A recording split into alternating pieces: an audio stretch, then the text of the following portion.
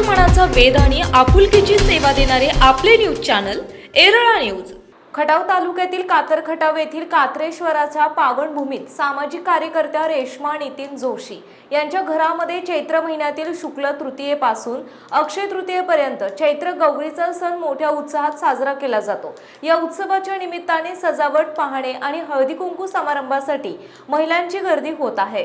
दरम्यान चैत्री गौरीच्या आगमनाने घरामध्ये मंगलमय वातावरण असते, तर पार्वती माता माहेरवाशिनी सारखी माहेरी येते। हा सण विवाहित स्त्रियांसाठी अत्यंत महत्त्वाचा मानला जातो। संपूर्ण महिनाभर हा सण साजरा केला जातो। पारंपरिक पद्धतीनुसार देवघरात किंवा एका कोनाड्यात गौरीची स्थापना केली जाते। लाकडी पाळण्यात बसवूनही पूजा केली जाते।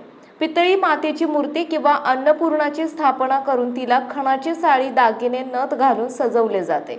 यावेळी महिनाभर स्त्रिया एकमेकींना हळदी कुंकवासाठी बोलवतात आणि सुवासिनींच्या ओटीत भिजवलेले हरभरे आणि फळे देऊन वाण दिले जाते आणि अक्षय तृतीयेला गौरीला सासरी पाठवण्याची प्रथा आहे। हा सण सौभाग्य आणि कुटुंबाच्या समृद्धीसाठी साजरा केला जातो असे सांगण्यात आले।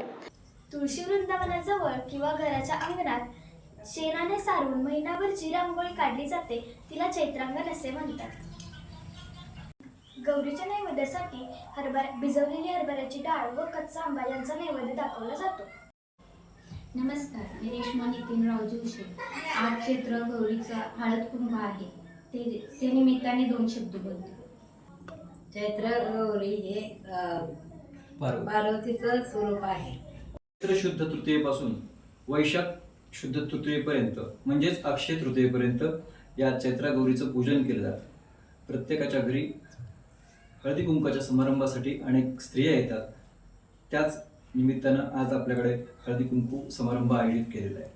प्रतिनिधी रविराज महामुनी, JK काळे।